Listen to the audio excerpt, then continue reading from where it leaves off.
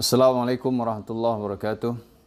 Alhamdulillahirabbil alamin wa bihi nasta'inu ala umurid dunya waddin. Wassalatu wassalamu ala asyrafil anbiya'i wal mursalin nabiyina Muhammadin wa ala alihi at-tahirin wa ashabihi al-khairin wa man tabi'ahum bi ihsanin ila yaumiddin. Amma ba'du. Kaum muslimin dan muslimat, warga Senyang Baka di perantauan yang semoga dirahmati Allah Subhanahu wa taala. Pertama, saya mengajak diri saya dan kita semuanya untuk bersyukur pada Allah Subhanahu wa taala atas segala nikmat yang Allah berikan pada kita. Apapun keadaan dunia kita, selagi iman bersemayam di dalam dada dan raga kita diberi taufik oleh Allah untuk senantiasa beramal saleh sesuai dengan keimanan yang bersemayam di dalam jiwa, maka ini adalah nikmat yang sangat agung dan sangat besar, karena nikmat iman dan amal saleh adalah nikmat yang hakiki yang Allah berikan kepada hamba di dalam kehidupan dunia ini, yang dengannya seorang hamba bisa mendapatkan keselamatan dunia dan akhirat. Kemudian kaum muslimin dan muslimat, saudara-saudara seiman warga Senyang Baka di rantau yang semoga dirahmati Allah SWT. Tentu pada saat ini kita semua tahu bagaimana keadaan dunia sekarang, yaitu sedang dilanda oleh wabah corona.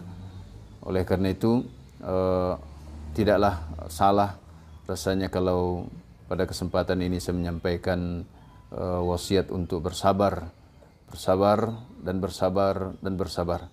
Sungguhnya Allah Subhanahu wa taala memberikan keutamaan pada orang yang bersabar dalam musibah, dalam ujian, dalam cobaan. Sungguh amat sangat besar keutamaan orang yang bersabar. Oleh karena itu Allah Subhanahu wa taala berfirman dalam surah Al-Baqarah ayat 153 sampai 155, yang mana kaum muslimin dan muslimat semua mengenal ayat ini insyaallah. Ayat ini sangat sering dibaca oleh imam, yaitu ya ayyuhalladzina amanu ista'inu bis-sabri was-salah innallaha ma'as sabirin. Wahai orang-orang beriman, mintalah pertolongan pada Allah dengan kesabaran dan salat. Dua perkara, sabar dan salat. Sesungguhnya Allah bersama orang-orang yang bersabar. Di akhir ayat ini Allah mengatakan sesungguhnya Allah bersama orang-orang yang sabar. Jadi sebuah keutamaan yang besar. Tidak ada keutamaan yang lebih daripada bersama Allah Subhanahu wa taala. Tidak ada keutamaan yang sangat agung daripada orang yang bersabar. Dan mana orang bersabar ini? Allah menyatakan bahwa Allah bersama mereka. Allah memberikan pertolongan kepada mereka. Oleh karena itu, kita ingin mendapatkan pertolongan dalam wabah ini, kita harus bersabar karena Allah Subhanahu wa taala. Dan ini didahulukan daripada ayat sesudahnya, ya. Wala taqulu liman yuqtalu fi sabilillahi amwat bal ahya walakin la tash'urun. Wala nabluwannakum bi syai'in minal khawfi wal ju'i wa naqsin minal amwali wal anfusi wath thamarat wa basyyiris sabirin alladzina idza asabathum musibatun qalu inna lillahi wa inna ilaihi raji'un. Ya. Kaum muslimin rahimani rahimakumullah. Kemudian Allah SWT baru menjelaskan tentang musibah-musibah yang menimpa orang yang mati di jalan Allah. Jangan kita sangka dia mati, tapi dia hidup, ya, akan tapi kita tidak mengetahui. Kemudian Allah memastikan Allah akan menguji kita, ya, dengan sedikit bisyai'in, sedikit ketakutan, rasa lapar, ya, dan kekurangan buah-buahan, kekurangan harta, kekurangan buah-buahan, kekurangan jiwa. Ada yang mati, ya. Akan tapi di akhir ayat Allah kembali tutup dengan wabasyiris sabirin, yaitu berilah berita gembira bagi orang-orang yang bersabar. Tadi sudah Allah dahulukan dengan apa? Innallaha ma'as sabirin. Sesungguhnya Allah bersama orang-orang yang sabar. Kemudian wabasyiris sabirin, dan berilah berita gembira bagi orang-orang yang sabar. Apa itu? Siapa mereka?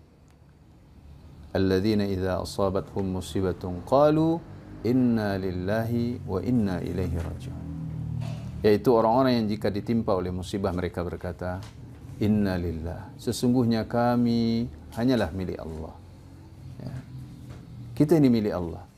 Dan ini bentuk keimanan, pengakuan bahwa apa yang terjadi yang menimpa kita semua sudah adalah ketentuan Allah Subhanahu wa taala, dan kita adalah milik Allah. Allah berhak melakukan apa saja terhadap kita. Kemudian wa inna ilaihi raji'un, dan sungguhnya kami pasti kembali hanya kepada Allah Subhanahu wa taala.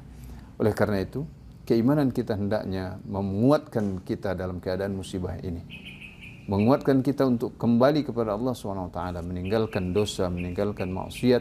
Apalagi di bulan Ramadan ini adalah saat jiwa kita sedang tunduk-tunduknya karena berpuasa, sehingga kita lebih mudah untuk mendekatkan diri kepada Allah SWT, untuk khusyuk, untuk menyerahkan semua urusan kita kepada Allah Subhanahu wa taala, menepis segala kesombongan kita yang selama ini mungkin bersemayam di dalam dada kita. Kaum muslimin rahimani rahimakumullah, kesulitan yang menimpa kita ya, mungkin belum seberapa dibandingkan kesulitan-kesulitan orang-orang sebelum kita.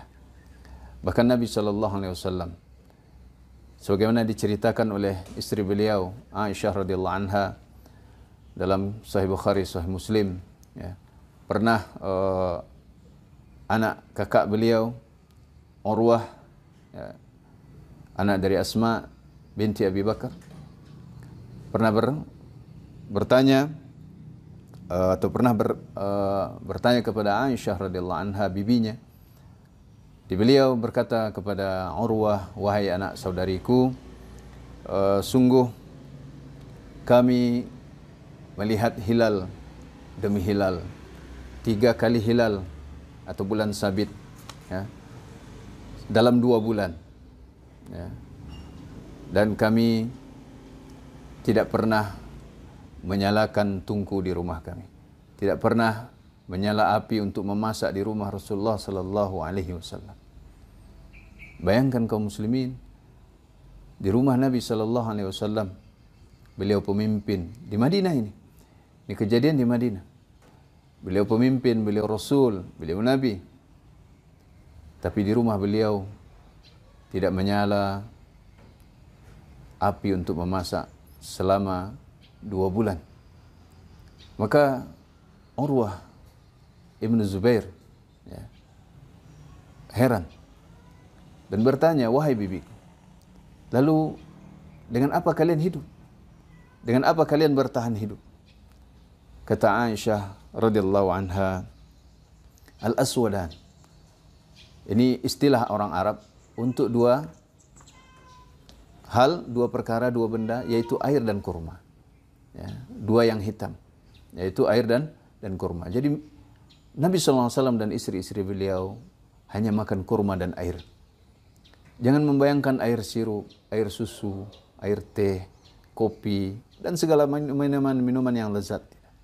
Ya, hanya air dan kurma. Ini yang dimakan dan diminum oleh Nabi Shallallahu Alaihi Wasallam dan istri-istri beliau selama 2 bulan. Hanya saja kadang-kadang sesekali tetangga-tetangga Nabi Shallallahu Alaihi Wasallam itu memberikan manihah kepada beliau.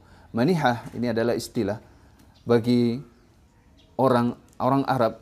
Ya, orang Arab itu memiliki onta atau sapi ataupun kambing, ya, biasanya kambing, ya.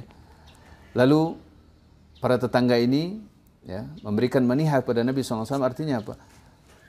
Beliau izinkan Nabi SAW mengambil susu kambing ini. Setelah selesai, kambingnya dikembalikan ke pemiliknya. Jadi dengan air susu kambing pemberian dari tetangga ini, dan ini diperas sendiri oleh Nabi SAW, diberikan kepada istri-istrinya. Dan itu kadang-kadang. Di yang umum adalah air dan kurma. Bayangkan kaum muslimin rahimani rahimakumullah, ini kesulitan yang sangat luar biasa. Tapi Nabi Muhammad SAW dan para istri-istri beliau, ibu-ibu orang beriman, bersabar. Mereka tak mengeluh. Ya. Sehingga Nabi SAW dimuliakan oleh Allah Subhanahu wa taala. Wa basyiris sabirin. Innallaha ma'as sabirin. Tidak ada artinya kita mengumpat, mencaci, mencela pemimpin kita, tetangga kita, saudara kita. Mari bersama mengajak untuk bersabar. Mari bersama saling peduli kepada sesama, orang-orang sekitar kita, karib kerabat kita. Jangan menambah masalah dengan ketidaksabaran kita. Sungguhnya Allah bersama orang-orang yang sabar. Semoga wasiat singkat ini bermanfaat bagi saya dan kita semuanya, terutama warga Senyambaka di rantau Semoga selalu dalam lindungan Allah Subhanahu wa taala dan diberikan taufik untuk beribadah di bulan Ramadan ini, walaupun dalam wabah ini bisa beribadah di rumah, bisa membaca Al-Quran, bisa salat tarawih dan segala macamnya, dan diberi husnul khatimah hendaknya dari kehidupan dunia ini. Barakallahu li wa lakum. Mohon maaf atas segala kekurangan. Wassalamualaikum warahmatullahi wabarakatuh.